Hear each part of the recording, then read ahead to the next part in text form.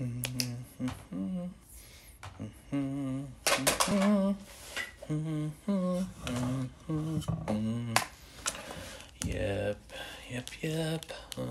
Oh, hello there. I didn't see you. I'm so sorry. That's how rude of me. How's it going, everyone? We're taking a break from the supernatural train. I'm still your fellow man of letters and Winchester brother, Bradford Sheeble. But I'm going to be doing something today that I'm really excited about. And I'm going to be doing a character examination on one of my favorite fantasy characters of all time. And this character is one that I've actually discovered relatively recently in the grand scheme of things. And that character is Thor, who is the protagonist of the Wheel of Time series. Robert Jordan and Brandon Sanderson's epic 14 to 15 book series that was finished in 2013 with A Memory of Light.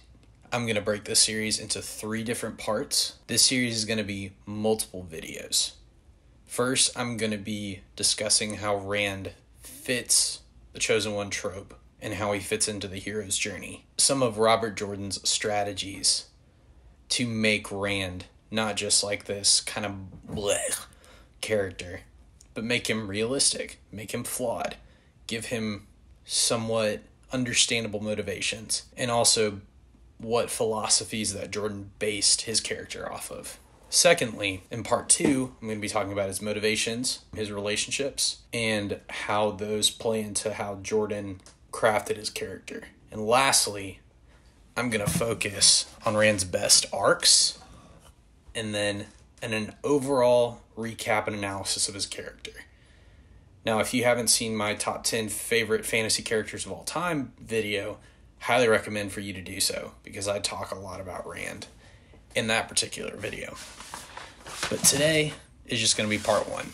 This video will contain heavy spoilers for the Wheel of Time series. If you have not read the series, please do not watch this video. Or if you're interested in reading the Wheel of Time series, do not watch this video, because it will have heavy spoilers. Fair warning, you've been warned. Turn around now.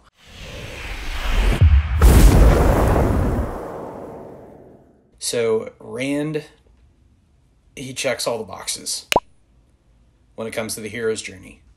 He was born in a backwater farm, relatively unknown place.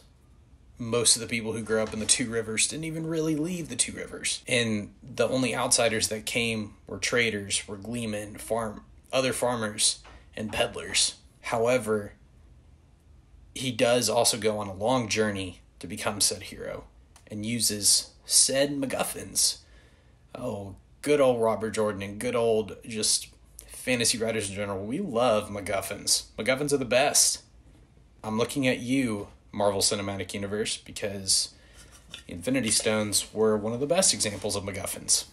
However, I still love me some MacGuffins. Rand's arc overall fits into the hero's journey trope fairly well. And like I was saying, his home, the Two Rivers, is a backwater town that barely anyone knows about, and it's where no one would expect you to come from. In the first 4 to 5 novels of the Wheel of Time, you learn that Rand indeed was not born in the Two Rivers. You learn that he was the lost child of an Aiel, maiden of the spear, and he was born on the legendary Dragon Mount, which is where his previous incarnation, Luther and Telamon, killed himself in the Age of Legends, which is really cool. Again, it's Jordan's emphasis of the cyclical nature of time in this reality. Again, why I say this is because Jordan uses all of these things deliberately. He was a huge Tolkien fan. He based Rand off of 3 things. I want you to remember three M's: motivations, methods, madness. Robert Jordan wanted Rand to be realistic and flawed and human. He even said in an interview, I'm trying to remember exactly everything that he said, but he said, what would you do if you suddenly woke up and you found out you were humanity's savior and or their doom? How would you react to that? Would you react by carrying the weight of the world on your shoulders and not showing any need of human help? Or would you actively invite people into your life to assist you in that journey? Along with Rand's motivations to not be controlled. You see that after the Battle of Dumas Wells and until he has his epiphany on Dragon Mount in the Gathering Storm. He also wants to protect his loved ones. And, of course, he wants to save the world. But how he goes about that leads into his methods. At first, he was kind of your bland hero. Not a lot of depth to him. Had a good head on his shoulders. Didn't really want to get into any trouble. But still didn't want to be controlled. That's fascinating because that comes back later. And as he learns more about his destiny in The Dragon Reborn and in The Shadow Rising, books 3 and 4 in The Wheel of Time, respectively, Rand starts to embrace this destiny and starts to realize he is the only one that can fulfill it. However, the way he goes about it is basically minimizing the authority and the power of nations around the world, and undermines their political systems by basically coming in, subverting all of their previous establishments and saying, if I don't like you and if you're not doing what I tell you to do, you're going to have serious consequences. And that leads to people thinking he's power hungry. That's why a lot of fans don't like Rand, because he can be kind of power hungry. I like him. He's my favorite character in the series. Obviously, that's why I'm doing this video. He can be power hungry, and that leads him to be very arrogant and very misunderstood because he's literally carrying the weight of the world on his shoulders. And so another method he does or has of going through with his motivations is stealing himself. A lot of us Wheel of Time fans give Rand stages, such as Farm Rand, Dragon Rand, Mad Rand, King Rand, Stone Rand, and then Zen or Jesus Rand. I love how all of those stages describe Rand's journey. And then the last M I'm going to be covering for this video is his madness. The prophecies predict the Dragon Reborn to go insane, to either save the world or destroy it, or both. And how that goes about is as Rand becomes more self-absorbed and more arrogant and more tortured, he starts hearing voices in his head. He starts understanding that his past life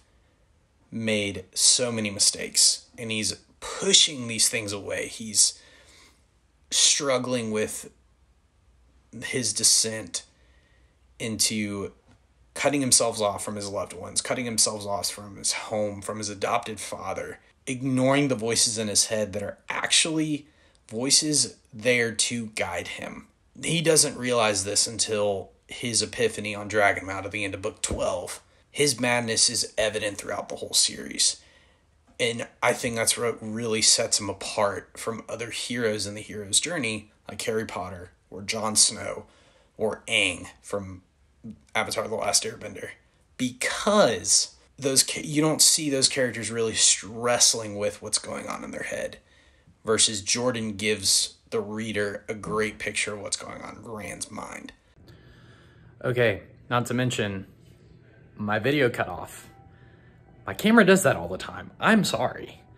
But what I was trying to say is that Robert Jordan provides excellent insight into the inner machinations of Rand's mind. And there are points where he does good things. There are points where Rand does unambiguously evil things in the vein of saying, I'm saving the world.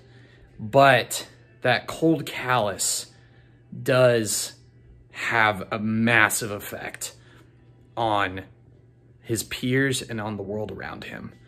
But that will be explored in the following 3 videos. some of the philosophies that Jordan bases Rand's character off of were Stoicism, a God complex, a hero complex, and reality warping. Rand very much is your typical Stoic. You see this from books 5 until books 12. He goes from this normal, late adolescent, early 20s boy who's just trying to find his way in the world to just being this stone cold, iron-fisted tyrant who wants nothing more than to have his own way in the world. And he doesn't want to show emotion. He doesn't want to laugh. He even cuts himself off from the people he loves because he thinks that's how he's going to save the world from the Dark One. But in reality, after his epiphany on Dragon Mount, he realizes that's not the case. And so that's why I say Stoicism, because Stoics pride themselves on being impassive, being cold, calculating, and Rand certainly goes down those paths. Rand is also seen as basically somewhat of a demigod. He can control the one power pretty much more than any other channeler, male or female, that has ever existed in the Wheel of Time, the universe, and the histories. And so he has this complex that he, again, has to be perfect, has to be put together, has to be respectable, which is understandable. And to that same degree goes into the hero complex. He thinks he is a hero once he accepts his destiny. He thinks that he can do nothing wrong, when in reality, the whole point of his journey is to understand that he is human. He is flawed. He needs help, and he needs help all the time. He has to delegate responsibilities. He has to ask for help and learn to be okay with his failures. And Rand fails more times than I've seen any other hero fail. He sacrifices people. He manipulates entire nations just so he can try to win the final battle. And I hate that for him, because that's not how a hero should be. A hero should be warm and inviting and charming and compassionate and caring. Rand is not any of those things, because he's carrying all these weights. And quite literally, when I hear the saying, heavy is the head that wears the crown, I think of Rand, because he has all of these responsibilities weighing on him. And as basically pretty much a god incarnate, he thinks he was the one who has to bear these weights alone.